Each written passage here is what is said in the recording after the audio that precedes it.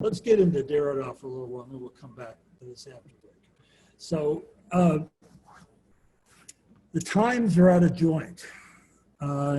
He's quoting Hamlet, and he's saying the times are out of joint, and in some ways we're experiencing the specters of Marx. There's the specter right behind you. You know, that, what does he mean by the specter of Marx? I mean, this is a very interesting book because you probably notice it's totally different than everything you've read so far, right? What's different about it?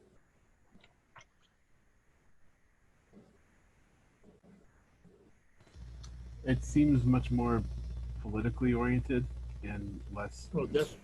There's much less of the like dense philosophical language, and he's just being more political. Okay, and this is kind of the a notable book for what's very generally called Derrida's political phase, you know, which is kind of the middle to late Derrida. And out of this comes this interest in religion, the whole notion of the impossible. He starts off by talking about justice, but then he starts talking about religion. He talks about ghosts. In French, it's revenant, you know, that which returns, which comes back. So it's revenant and avenant, that which is returning and that which is still coming. And that's what the specter is. It's returning, but it's coming. In some ways, the last week has been incredibly spectral, has it not? I mean, for somebody my age who, you know, lived through all that stuff 50 years ago, in fact, being right in the midst of it, truly being immersed in it, you know, I feel like, you know, the specter is knocking at the door. You know, Friedrich Nietzsche, who's probably know I'm very fond of, also talks about specters in his unpublished works, or his unpublished writings, notes, in German they call it Nachlass. His literary remains, might be a way of putting it. Which gets published under the title of The Will to Power. He opens it with this famous and rather haunting saying, "Nihilism stands at the door. Whence comes the strangest of guests." Derrida's writing, Specters of Marx, did you get a sense of the timing of this? It's 1989 to 1990. What happened in that period, in those years? Anybody tell me? 1989. The collapse of the Soviet Union. Yeah, the fall of the Berlin Wall, the collapse of the Soviet Union. And he's responding particularly to a book, actually two books. One is, as he says, he starts off saying, he reread after many years the Communist Manifesto, which itself was written at spectral times during the, it was the manifesto of the Communist League, which fancied itself playing a leading role in the sudden European-wide upheavals that took place in 1848. It was like 1848 was just like 68. All of a sudden, by the way, people say 68, they probably should include 67 because you're really talking about the spring of 67 through the late summer of 68 during the Democratic Convention in Chicago. But eruption, revolution, violence, barricades in the street, the burning down of buildings, revolts not just by industrial workers, but also by peasants, which were joined by members of the bourgeoisie, particularly the youth. So at 48 was also a spectral time. That's when Marx writes the Communist Revolution, the Communist Manifesto, or actually Marx and Engels did. Now, 1988 or 1989 was not a time of revolution in the West, but it was a revolution in the East. The collapse of the Soviet Union, the regime change that comes from within. A time which the Western powers, which in a sense had recovered from the shock of Vietnam and its aftermath, began to talk about, their own hegemony in a new unipolar world. And the best-selling book of that period was the book to which Derrida is responding, which is Francis Fukuyama's The Last Man and the End of History. Fukuyama was a student, as was Derrida, as were most of the French post-structuralists, of Alexander Kojève. Does anybody know who Alexander Kojève was? I bet Court knows who Alexander Kojève was. Well, he was one of the most important philosophers and intellectuals, and he introduced in France, and he introduced Hegel in France, and many of the intellectuals like Derrida, but also Deleuze and others, they studied with Kojève, and his reception on Hegel was very decisive for the development of French philosophy, especially Kojève interpreted Hegel as a thinker of finitude, and so nearly all the philosophical effect of Hegel in France has its origin in the lessons and the interpretation of Hegel by Kojève. Right. And Kojève had a tremendous influence on the New Left in America, and of course, the left in France during that period too. I mean, post-structuralists were also, they weren't just, linguists and critical philosophers, they were also very much politically active. Deleuze and Guattari's A Thousand Plateaus is an incredibly political book. Alain Badiou, who was very much influenced by that. In some ways, he claims, it's never been proven, but he claims that he and two other people were responsible for setting off the events of May '68, which people of that generation refer to somewhat nostalgically as the event, l'avènement. And it's where the whole theory of the event in many ways comes from, this sort of something that is hidden in this history, this volcano that suddenly erupts and, it sends fractures, throughout time, throughout society. It basically disjoints time. It becomes this kind of break in time. And Kojève read Hegel in a way that, had been lost because of the orthodox or the dogmatic Stalinist Marxists who dominated the French Communist Party at the time. Kojève offered a view of Hegel that can be reconciled easily with Marx. And so you had this kind of new Hegelianized Marxism. I myself was incredibly influenced by this when I was at Harvard. Even though it wasn't being taught in any of our classes, we all had these secret reading groups because nothing we were being taught by our professors seemed to have any relevance to what was going on in the streets.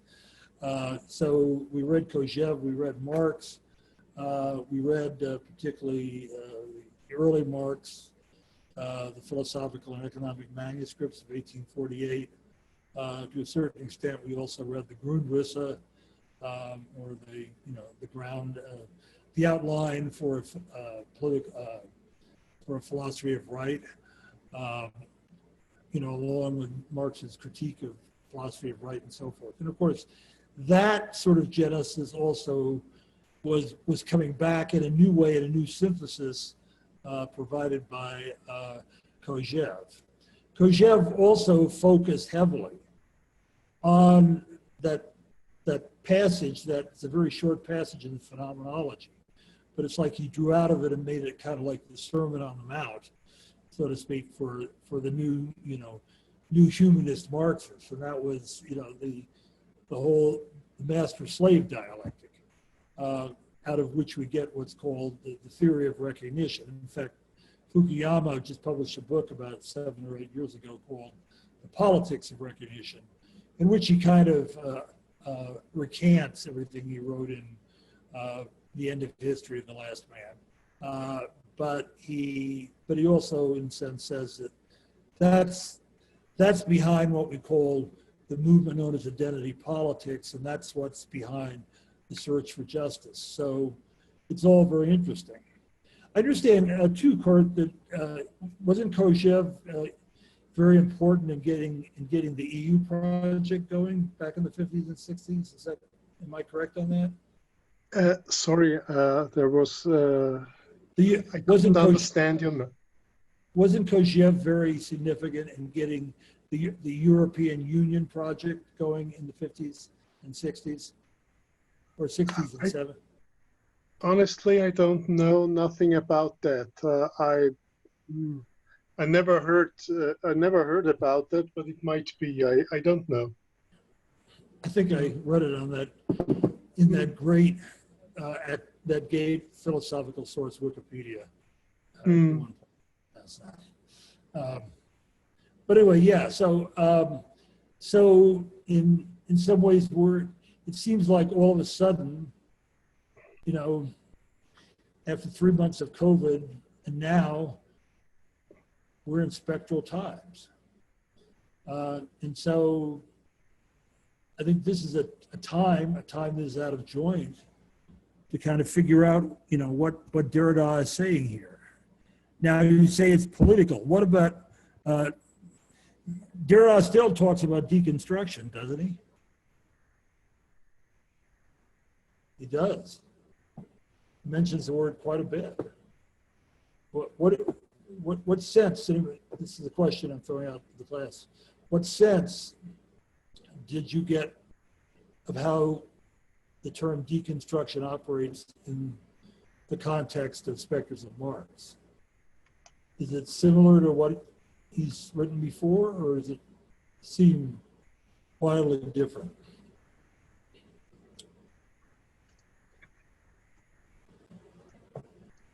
Well, deconstruction and justice, right? This book is about justice. The specter of Marx is also the specter of justice. And the specter haunts us. It haunts us because it's there, but it's not there. We can't really get a hold of it. But even more importantly, it's not like it's something that remains sort of quasi-visible to us. It's not something lurking in the background.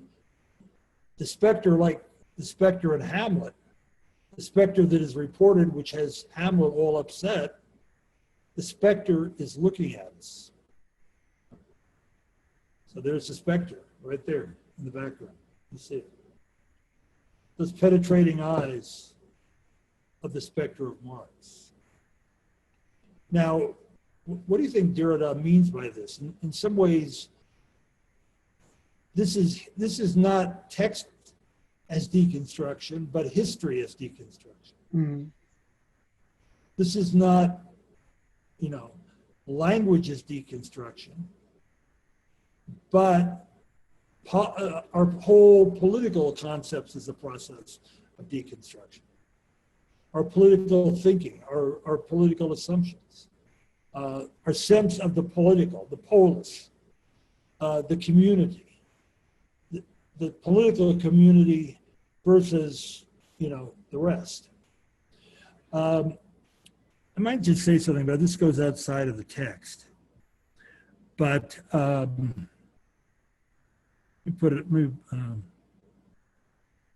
shoot, this happened again.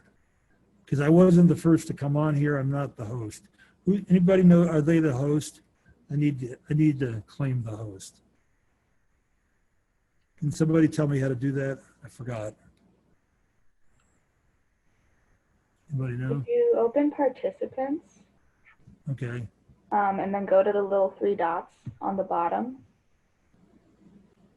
It's 3 next dots. to mute me. Oh, claim host. Yeah. Okay.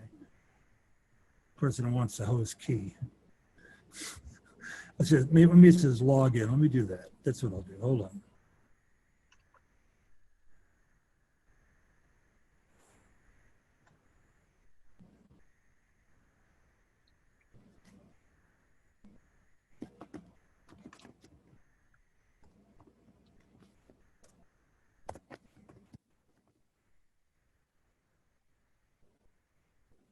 So, all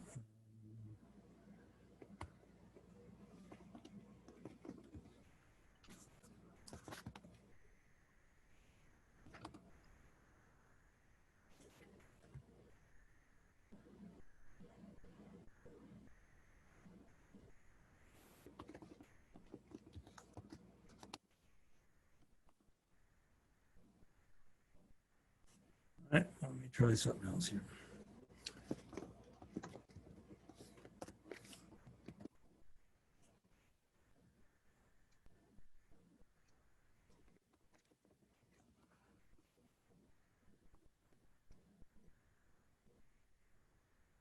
There we go. All right.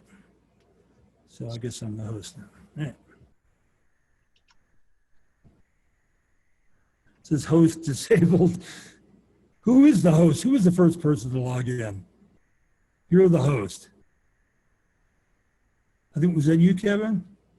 You know, I think it might have been, but it doesn't say that I'm the host. What are you trying to do, Carl? I'm trying to screen share. Oh, okay. Well, you should be able to do that whether you're the host or not. Well, it says I can't. It says host disabled. This happened last time. And because I wasn't the first to log, if I were the first to log in, I would be the host. But whoever logged in. How did you set up the meeting? Like Just through what? Through DU. Oh, so you went to the DU Zoom website. Through Canvas, yeah. Through Canvas. Yeah. Okay. Yeah. There should be some settings there to change it. All right, let me go into that because this is important what I want to do here.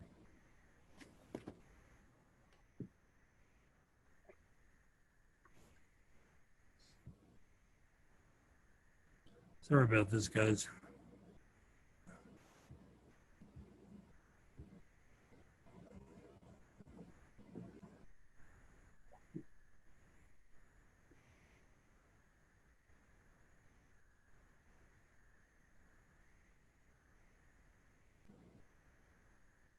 All right.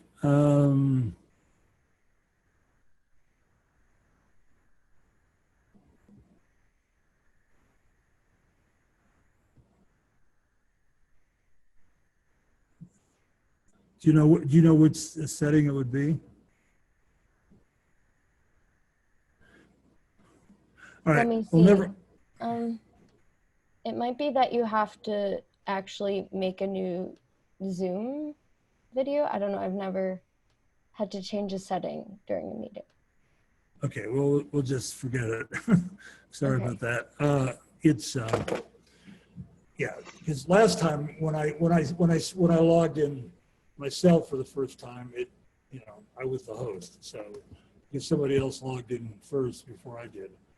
All right, so what I wanted to do was talk about what the political is in the Greek philosophical sense. So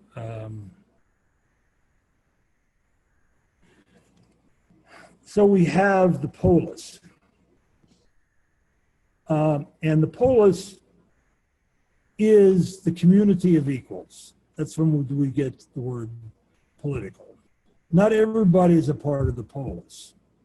The Greeks did not have an idea of the nation or of the state.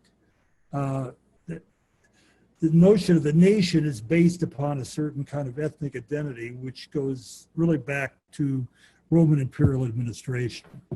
But the polis is the community of all free people. And of course, those were men. I don't say they were white men because in Greece, everybody was white. But there, outside the polis, there were barbarians. And the distinction between Greeks and barbarians was essentially one of language, which was one of logos, which was one of culture. And so to speak Greek was in some ways to have the facility for political language. When Aristotle says that human beings are zoon politikon, that is, political animals, he's basically saying it is the political that gives them the status of being human beings. Now, the Greeks also had two words for life. There was the notion of bare life, animal life, vegetable life, what we would call life in general, that is Zoe, and there was bios, which was life which was conscious, life which was rational, that which was free. In other words, life that has logos. And so but you also had another level in between here, upon which the polis was based, and that was the oikos, the household, from which we get the word economy and also ecology. Oikonomia, or economy, literally means the law, the regulations, the way things are conducted and managed in the household. And that included slaves, children, and wives. The household, just like in, Ronald Reagan's America, was the very basis, the stanchion, you might say, of civic life. The word civic, by the way, is simply derived from the Latin civis, which means polis. So we say civic and we say political, at least in the classic sense, we're talking about the same thing. So it was a polis is a well-functioning community of households, oikoi, who are managed well and come together and live as free people in a community by which they rationally decide their fate and make decisions. In other words, this is what we call democracy. So this notion of rationality, logos, and also freedom goes back to the ancient Greek idea of rule by the demos, or democracy.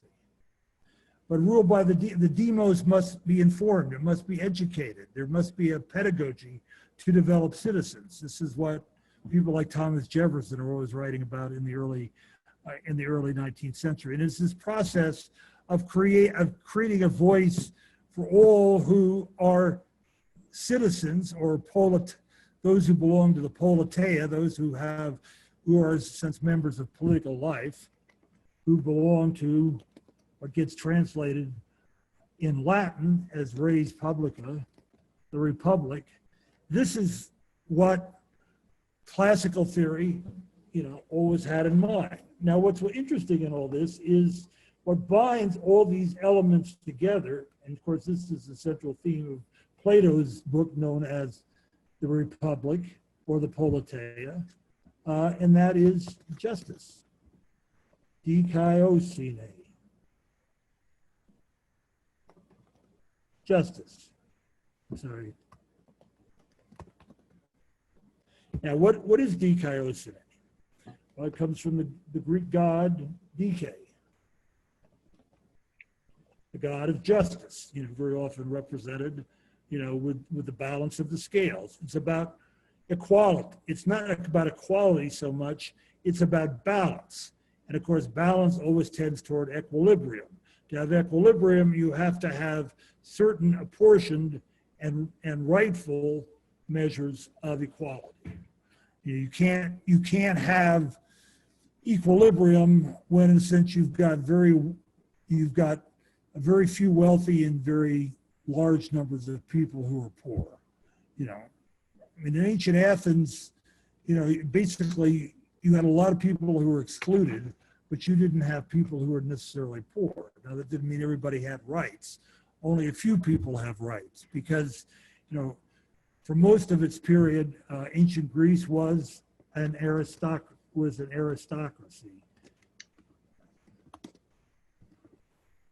which comes from the Greek word arete, which is interesting if you take it all the way back to its Indo-European roots, and which includes Sanskrit, from which we get the word Aryan. That is, those who are superior, excellent, and so forth. And these are people who have logoi. Those are people who are educated. So in some ways, the history of the idea of democracy, which takes on a whole different kind of trajectory once it's developed by the Germanic tribes in the northwestern part of Europe, particularly the Anglo-Saxons, then the idea is, well, it has to be tribalized. All people who are member of the tribe have, to a large extent, the same rights. Nobody has, total hegemony, total power over them. Sovereignty, as we would say as a cliche, rests in the people. All right.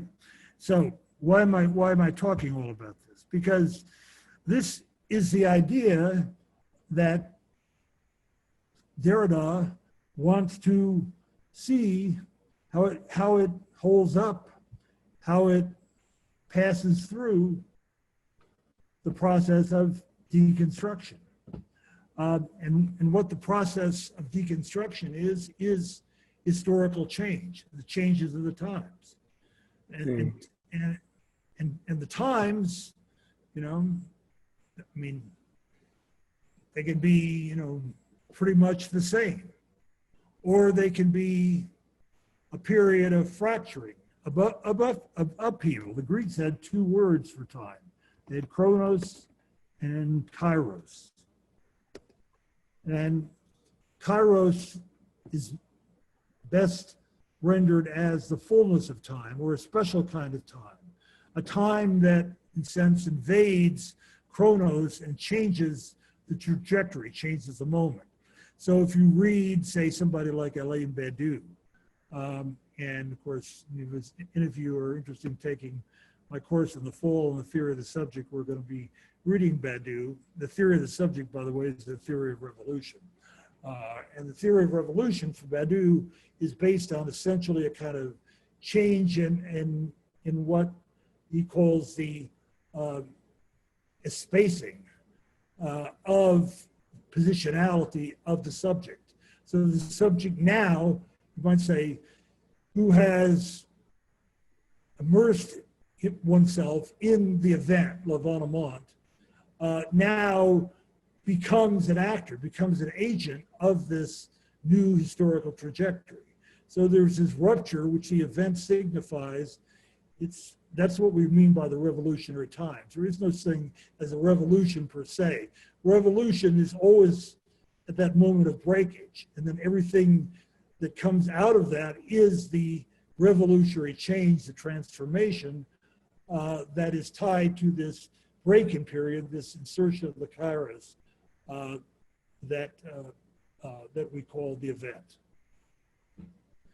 All right, so it's that's thinking of breakage or being out of joint, of not things coming apart so much, but all of a sudden things not fitting together the way they're supposed to. And when things don't fit together, once that, you might say that, that chasm opens up, once we experience that rupture in history, then the specter emerges. And the specter, it's the specter of Marx, but it's also the specter of justice. Mm. Now, so here's the issue, because, you know, I have on my shelf about 50 books, many of which I obtained years ago, but I decided to teach an undergraduate course, which I haven't taught for many years, just simply because I think it doesn't work very well as an undergraduate common curriculum course, a 2000 level course, an AI society course. But these are books on theories of justice, probably one of the most famous books of the 20th century on the theory of justice was written by a Harvard philosopher who was there when I was there. Writing the book, as it turns out, of course, he wasn't teaching, so I never saw him. I didn't even meet him.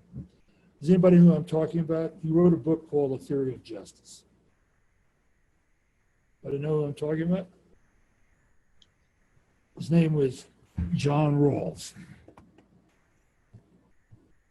And Rawls's theory of justice has become, you know, a kind of canon in many ways for discussions of justice in the 20th and 21st century, particularly among philosophers. I mean, it's a monumental book. It's a very complex book. It's a very carefully argued book. Some critics would say it's so subtle and so carefully argued, it's totally irrelevant to issues of what we call real justice. One of the issues that Rawls and others take up, they have to take up in these theories of justice, is the relationship between law and justice. Derrida gives a talk to a law school in 1989, just about the same time, just a little before actually, Specters of Marx, which is called Force of Law. And the subtitle is On the Mystical Foundations of Authority. Mm. And basically he's saying, and he writes a lot about justice, and that you can't have law without justice. He makes a very pertinent point in this book, which he doesn't make in Specters of Marx, which is law is deconstructible, justice is not. Justice is undeconstructible. In fact, he says one thing he puts it almost, you know, as a predicative statement. He says, law is justice. Law is justice in the sense that justice only makes sense unless the law only has substance. We can only say something is lawful if indeed it is just. And what is its justice? Now, I would submit to you, this is exactly the question we're asking ourselves now, is it not? Carl? Yeah. May I ask you something? Yeah. May I ask you something?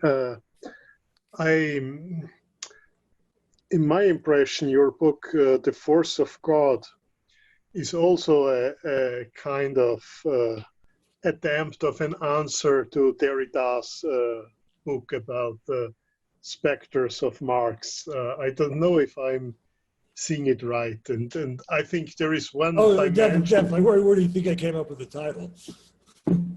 Yeah. Yeah. Okay. Yeah. I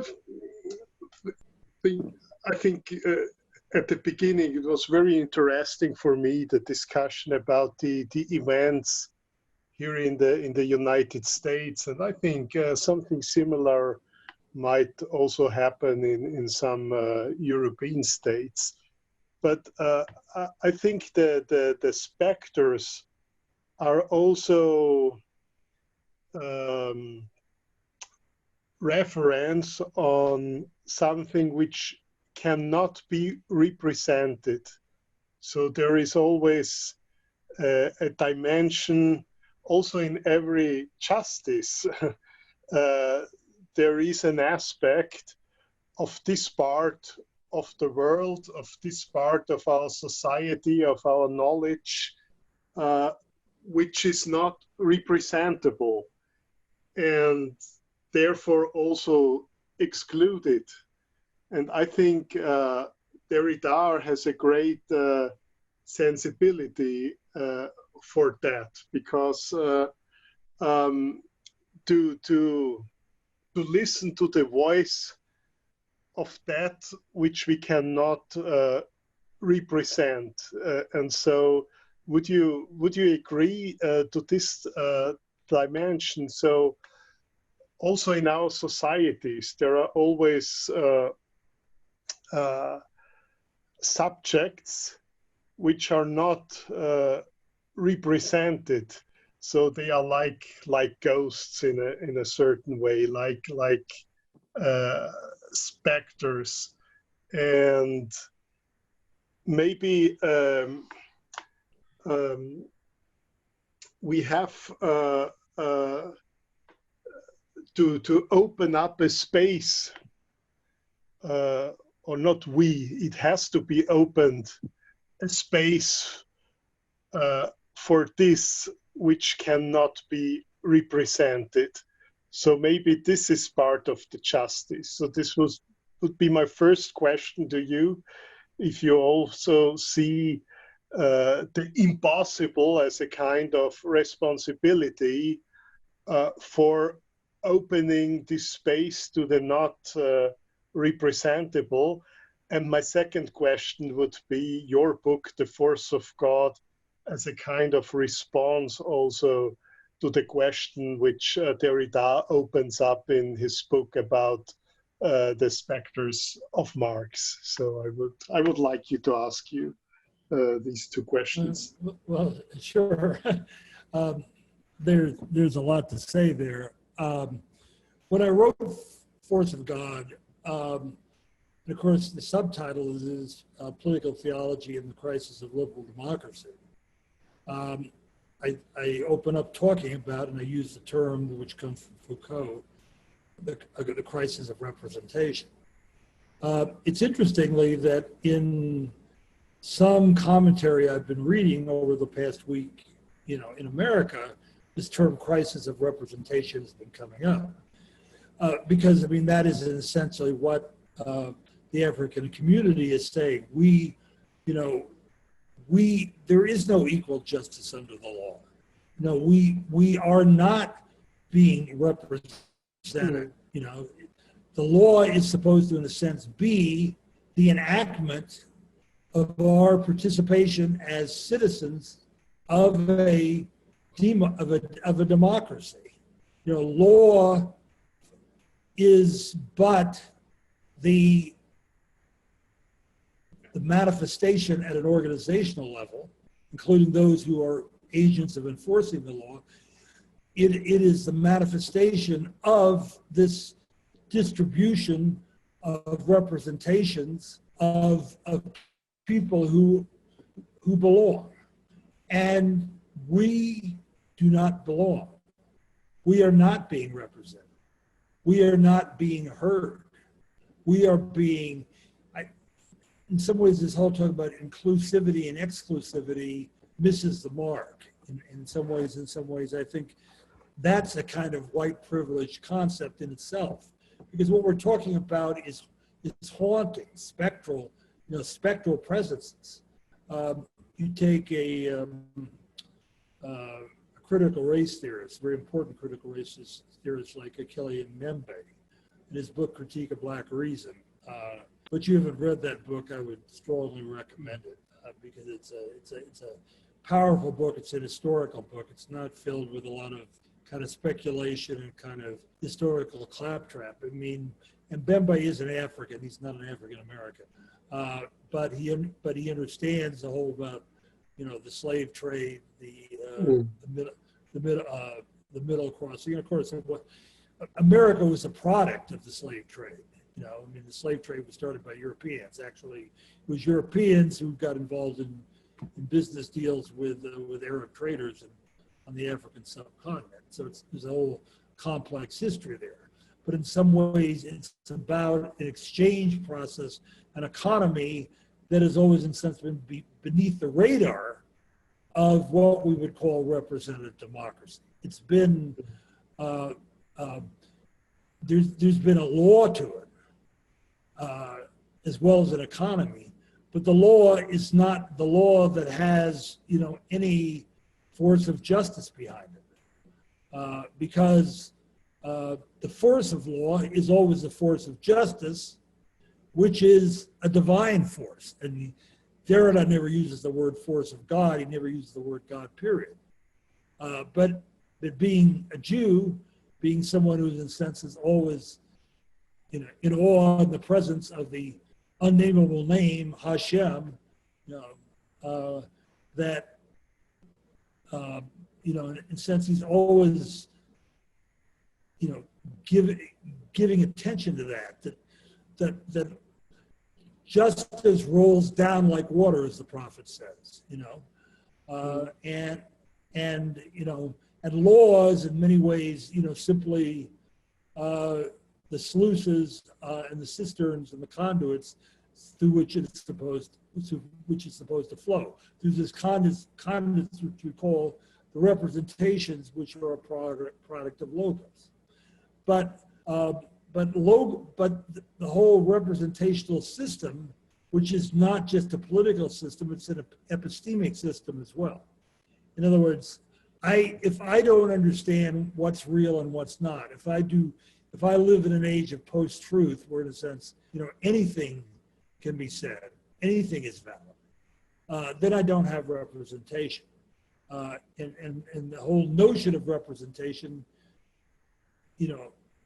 begins to show itself as a metaphysical fraud, so to speak. It becomes a metaphysical fraud, which becomes a means of political oppression rather than the expression of the polis of democracy, which is that of free citizens, free rational citizens who have the right to be heard, who have a voice, and so forth. And of course, Black people were never really given that. They were given a claim to it. That's in the Civil Rights Act of '65. But because of, we might say, an epistemic crisis of our own, a crisis of how we truly understand, how we look at ourselves and how we look at others. That is, it's the crisis of representation is also a crisis of recognition in the Kojevian sense. Mm-hmm. In force of God, and I don't want to go into that because it's the whole complicated argument.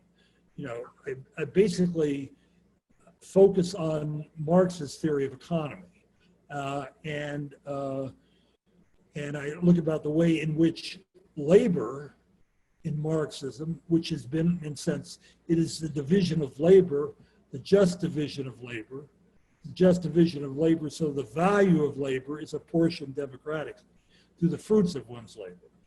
How that whole notion, which was, in a sense, distorted by capitalism, because now labor value becomes capital. One's own value now is turned against the labor to exploit oneself. I try to show that, in a sense, what we call the new economy, the new virtual economy, the new neoliberal economy, though I don't really talk a lot about the word in that particular book. My latest book, which is a follow-on from that, is I talk about neoliberalism per se. But that is, in a sense, it's about the robbing of our humanity by the robbing of our labor, by, in a sense, destroying labor and creating a false value, which is a value of empty identity which no longer has representation. And I would say, we, in the last 50 years, what a lot of this crisis is about, and I'm speaking as a white person, I don't want to claim to speak for any Black person or even pretend to whatsoever, but in some ways, what I'm beginning to hear in a lot of this struggle. I mean, in some ways, we're using we're using languages 50 years out of date. It's not politically relevant anymore. But that's also part of the fracturing that's going on because in some ways because we don't have a voice, we don't really have, the new logos to this new call, this new cry out for justice. And what we are in both this chaotic and this chironic time right now. It was Nietzsche's famous line, "You must have chaos in your soul to give birth to a dancing star." So that dancing star is what we mean by justice. Perhaps you could say that also of society as well. And it's the question of what law and order is. I mean, it's kind of interesting. In some ways, that whole trope became so controversial yesterday of President Trump, having the park cleared and walking out and standing with the church and the Bible and so forth. It was so cartoonish. It was so absurd in many ways. It wasn't totalitarian. It wasn't authoritarian. It was comical. It was ridiculous. And everybody, even his own party, had been mocking him for that. But it was sincere on his part because in a sense he was trying to express an idea. Well, but the real issue is law and order in a society, in a world, in a political order that was already coming apart at the seams, in which he's been a primary instrument of breaking it apart as the great disruptor. And now, and not to say Trump caused it, Trump was just the catalyst. That's what I said. That's why I've never been so obsessed with Trump, like 99% of my academic colleagues here. Trump, is, I call him Abaddon, the angel of the abyss. He performs an apocalyptic role without him realizing it in many particular ways. But, as a representation, there's no representation going on here at all. He's powerless, he's impotent, he's voiceless, he can't do anything. The chaos, the chaos is everywhere, and it's not just in America. America is always just a harbinger. We've been seeing the same forces going on, in Europe right now. Yes.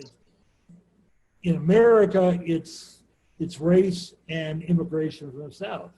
In Europe, it's Islam. It's two societies, two worlds that don't have equal voices. And one becomes a specter to the other, becomes a spectral presence, which becomes a non-presence. But it's not a specter of justice. It's a specter of, in some ways, of a abysmal,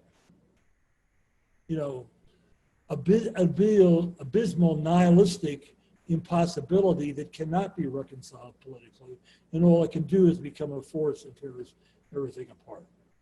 So I don't know if that was helpful or not. That was just kind of totally off the top of my head. But I think this is very pertinent to where we are right now. Yeah.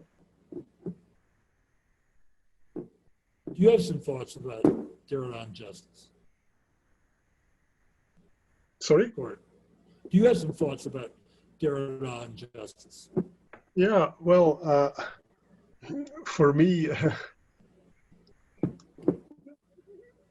justice in Derrida is to give realm to the other and to hear the voice in a certain way of the non-representable. And I think this has many aspects. So I think one aspect which maybe is not so much discussed, but you mentioned now that, and I think you're very right about that, that in Derrida, he doesn't use the word God, but because of his Hebrew tradition. And I think very connected with that is that justice is always also a justice towards the dead. And it's not only it has also an anachronistic dimension. So it's not Yes. only justice in the sense, okay, now let's build a just society with the very efficient social exchange and so on. But justice also includes all the distorted stories of the dead people. I think that's a very important aspect, because I think in the Hebrew concept, God is very much connected with a kind of memory of not only the dead, but a memory of broken stories. And I think this is a very important part. So justice is also the impossible justice of the victims of the Holocaust, for example, as a kind of paradigm. So maybe in this sense, it's also a discussion with Marx. So if Marx has more justice towards it's a kind of utopia, but this utopia has to include also the non-representable dead persons. So I think this is a very, I would say, a very important dimension in the discourse of Derrida. And of course, he takes it very serious that also the dead cannot be represented. So he's very careful about developing eschatological metaphors or theological metaphors, of course. But I think it's always present, this kind of discourse. Yeah. Yeah. He says on page 42, I just got to read a few quotes here. This is at page 42. He says, once again, here as elsewhere, wherever deconstruction is at stake, it would be a matter of linking an affirmation, in particular a political one, if there is any, to the experience of the impossible, which can only be a radical experience of the perhaps. An experience of the impossible, which can only be a radical experience of the perhaps. So, in other words, there's always a risk. Justice is always a risk. That in some ways, if one says we now have a just society, and of course, this has been the claim of all totalitarian societies, this is the real danger when one takes the risk of justice, is that one may want to immanentize the eschaton, so to speak, to make what is impossible, what is, in a sense, irredeemably future, but impingent upon the present. Try to say, well, now it's here, we've got it, and of course, you get something perhaps in its most extreme form, something like North Korea. And he says the messianic is not the same as utopia, quite the opposite. If you try to turn the messianic into the utopian, what you have is the opposite of the messianic. Yeah. Is there not, he says on page 45, is there not a messianic extremity, an eschaton, whose ultimate event, immediate rupture, unheard of interruption, untimeliness of the infinite surprise, heterogeneity without accomplishment, could exceed at each moment the final term of a physicist such as work, the production and the telos of any history. It's interesting, this word eschaton, from which we get eschatology. There are two words, in Greek, which are used in Greek philosophy over and over, not so much one, but are used if you include the New Testament in that. And those two words are telos and eschaton. Now, telos, from which it's teleology, and Aristotle talks about teleology, we talk about telic systems. The word telos means purpose, aim, goal. So in the in the physics, when Aristotle is talking about motion, change, kinesis, he's talking about four kinds of change or four principles of change. The fourfold structure of change. There's and I don't want to go into that, but in the Middle Ages, particularly under the influence of Christian theology, so-called final causes or teleology, were considered the way by which you explain things. So when a Calvinist would say, well, all, quoting Paul, all things work, to God's glory, even things that don't seem to be working in that particular direction. You get somebody like Leibniz in the 17th century, the great mathematician, the great metaphysician, you might say also, the great thinker of the modern, or what Deleuze calls the thinker of the fold. You might also add to that the thinker of the rupture, believe it or not. And interestingly too, I might say that Leibniz may be also considered the first thinker of recognition. In a kind of odd and curious way, but even so, that's what teleology is all about. Now, to look at the universe as things that tend towards something else, a goal, an endpoint.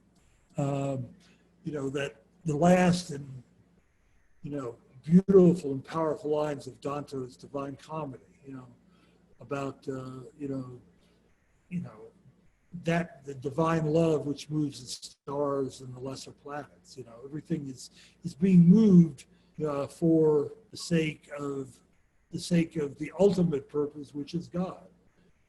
Augustine, my heart is restless until it rests in thee. That is, until it's found its final purpose in God. Most evangelical and to a large extent most Catholic Christian preachers and philosophers for today will say that basically the purpose of human life is to find their purpose, which reflects and manifests and is realized in God's ultimate purpose and so forth. But, the thing is that purposes don't always seem to manifest in the way they think, that we think that we're going down one road and we find ultimately we're going down another. Or maybe we come to the end of the road. And the end of the road, that end of the historical road, is the eschaton. The eschaton is a break. The eschaton is a rupture. The eschaton is literally a limit, And a limit can have two meanings. It's like the concept of horizon that we've talked about here before. It's like I can't see beyond the limit. I can't go beyond the limit. Take the demonstrations as a police barricade that says, no, as a wall of police, you cannot go further. What's on the other side? Well, on the other side is forbidden territory, and so much of Black experience during the Jim Crow era. And, I lived my very young life. I lived in the Jim Crow South. My parents were from the North. I absolutely hated it. I even got in a fight with the kid next door and beat him up because of his racist comments. But Black people there always experienced that limit, that place you could not go, the so-called no-go zone. That's what the eschaton is. The eschaton is, you might say, the no-go zone of human history. And eschatology is not the theology of where all of human life is tending.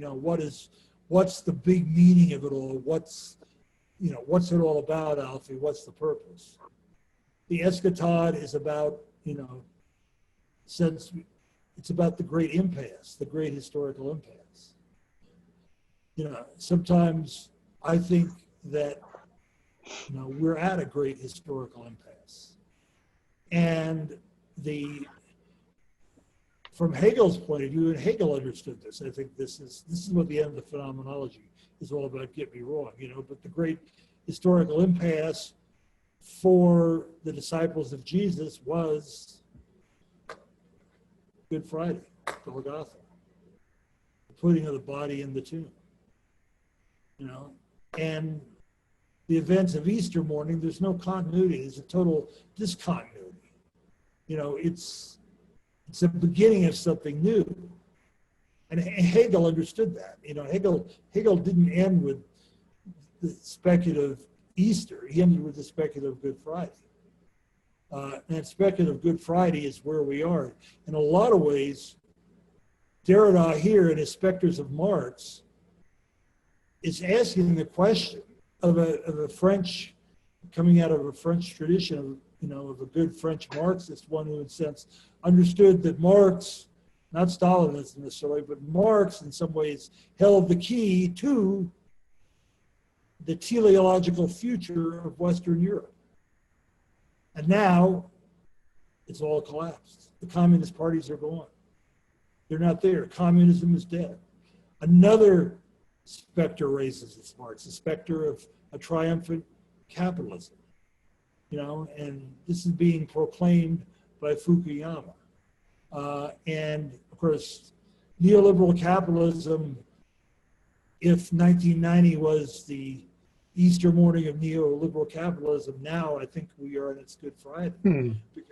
Because, and this is what I've been saying, this is what my newest book is about, we are seeing, first we had the COVID, which is a global crisis. We are seeing the global crack of the neoliberal system, which is something we've been all infected with, something we're all, it's in our very genes and we don't realize it, even though we was protesting against it.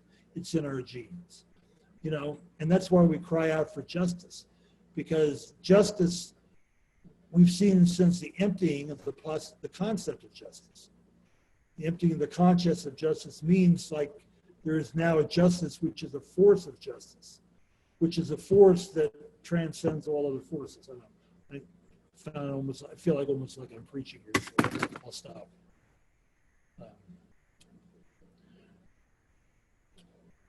Kurt, I know this is our last class, and I know what time it is, so got a little more time here. If you'd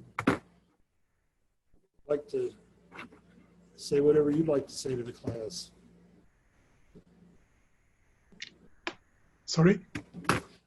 Is there anything you'd like to say to the class beyond what we've already said? So this is because this is the last class of the term. The last class the last class on Derrida. And it's also 2, 3 in the morning. So the last eschatology. The eschatology, right? Yeah, exactly. Well, I guess I'm giving you the floor to say what you want to say if you have something to say. Well, I think the topic is very important, and which you are here presenting, because I think we are now aware that we are in a fundamental crisis of representation, and a fundamental crisis also of of a certain kind of neoliberalism, and many of the specters, they are arising. We are aware of dimensions which have been removed. And I think Hegel as well as Derrida,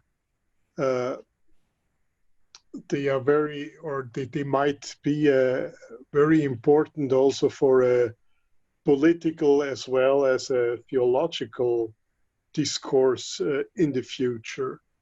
I think Hegel has a very, very important theory of recognition. You connected justice and recognition insofar Hegel is aware that our process of becoming subjects is always combined with being recognized, and that recognition is never only a symmetric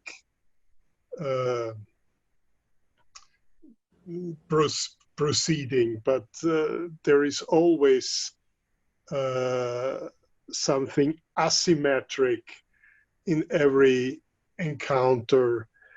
And I think this is also a dimension which Derrida continues. And I think both thinkers really try in their own ways, but they try to open discourses which allow to arrive to the concept of otherness. And otherness is always this which transcends our conception of the other. And I think this is a level of knowledge, a level of humanity, which we must not give up, which is, I think the alternative is a kind of nihilism, because every sense we get is always a sense produced by this kind of otherness. And so I think this is a very Hegel, maybe I think I mentioned that in his Phenomenology of Spirit,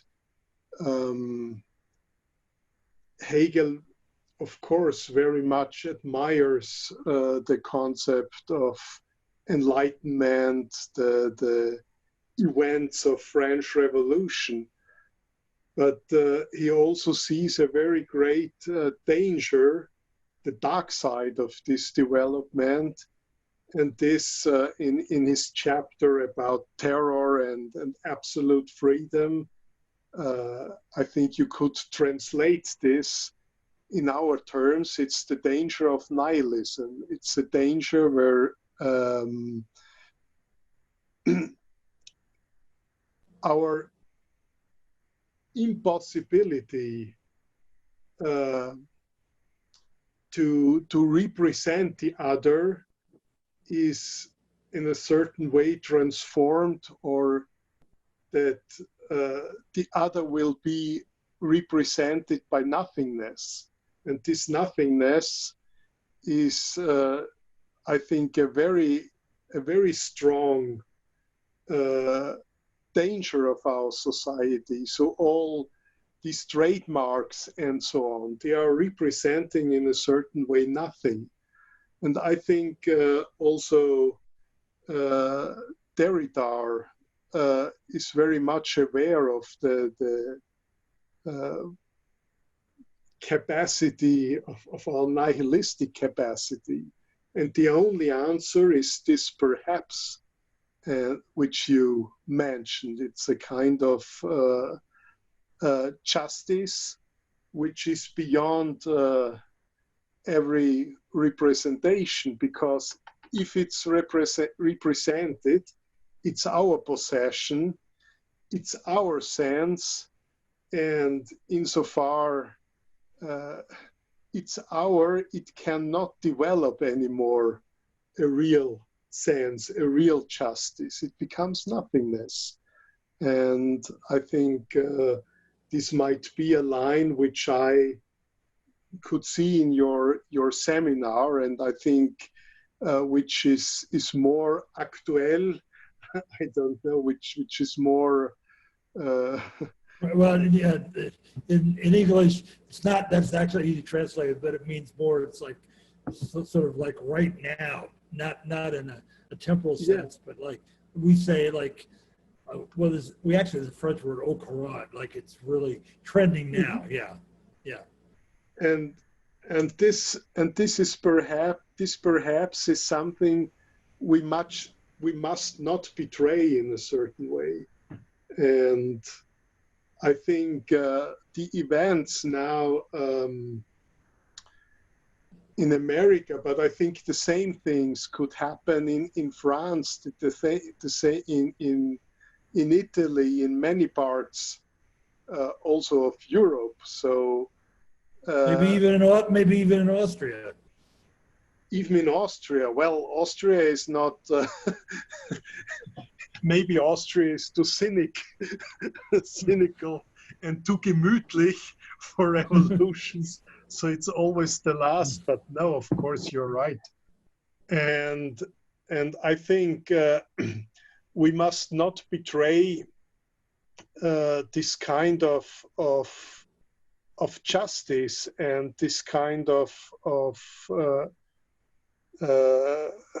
how could you say, maybe this kind of faithfulness to this perhaps, which also give voice to the voiceless. And I think this is the art of Derrida in a certain way, and Hegel might be a very good preparation for it.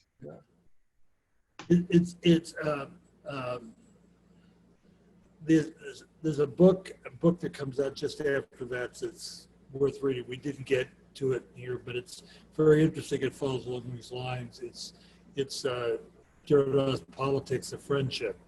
He starts talking about hospitality to the stranger, but in some ways the stranger, the other, the one who is not represented, is always the one in which, who in a sense wears the mask of the specter.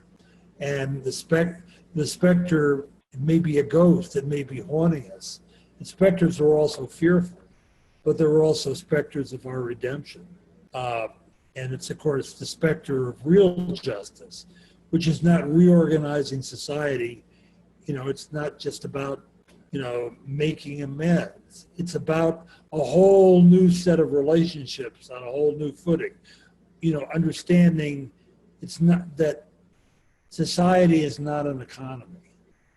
Society is a community of recognition, a community where the infinity of the other, of infinite justice, becomes manifest in the face-to-face. Levinas talks a lot about that. Who, by the way, Levinas is always haunting Derrida. Those of you who are interested, when Sarah Pessin teaches her course on Levinas again, take it, because you don't Derrida, you're really gonna find Levinas interesting. All right. Thank you very much for the possibility of participate. I couldn't be present. I'm a kind of ghost, but no, it was very interesting for me, and thank you. Thank you. We're all kind of ghosts to each other. We're both very real, but we're present, but we're not just, but we're there in a lot of ways. In some ways, the gaze is more penetrating, I think, on Zoom than it is in class. So anyway, you get a good night's sleep. And by the way, I don't know if you can make everybody unmute themselves, okay, right now? Everybody unmute themselves. Goodbye. No, just hold on a second. Everybody unmute themselves. You too, Marco. All right. Okay, so in Austria, what we do when we say thank you to somebody, to an academic colleague and so forth, you don't clap, you knock with your fist on the table, right, to make a noise, a knocking noise. So on the count of three, let's do it. 3, 2, 1. Thank you, goodbye, and stay well, and I hope we see soon. All right, great. All right, let's take 10 and